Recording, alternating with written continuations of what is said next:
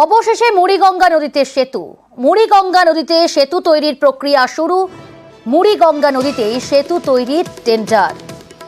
বিশ্বজিৎ রয়েছে প্রতিনিধি। বিশ্বজিৎ, স্বপ্ন পূরণ হতে চলেছে তাহলে সাগরদ্বীপবাসী।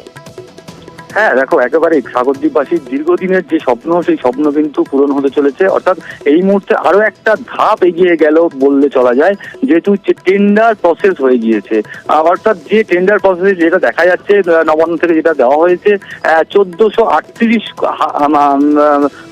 কোটি টাকা ব্যয় করা হবে এবং 1460 দিনের মধ্যে এই ব্রিজ কমপ্লিট করতে হবে, এমনটাই কিন্তু টেন্ডার প্রসেসে দেখা যাচ্ছে। স্বাভাবিকভাবে বুঝতেই পারছো যে আরো একটা ধাপ, গঙ্গাসাগর যে সেতু, মুড়িগঙ্গা নদীর উপরে যে সেতু, সেই সেতু কিন্তু নির্মাণের জন্য আর একটা ধাপ কিন্তু রাজ্য সরকারের তরফ থেকে কিন্তু নেওয়া হলো।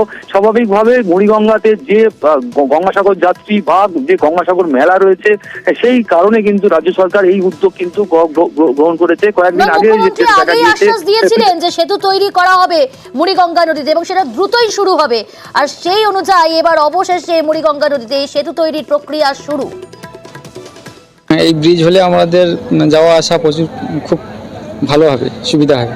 সরকার তাড়াতাড়ি কাজ শুরু করবে বলছে, করলেই তো ভালো, আমাদের ভালো হয়, যাওয়া আসা সুবিধা হয়। তাই বহু কষ্টে যাচ্ছে এখন, ভ্যাসেল বন্ধ, নদী চর হয়ে গেছে। যদি হয় সাগরের মানুষ সবাই কৃতজ্ঞ থাকবে, যে সরকার করছে সেই সরকারের প্রতি একটা কৃতজ্ঞ থাকবে, যদি আমার উপকার হয়।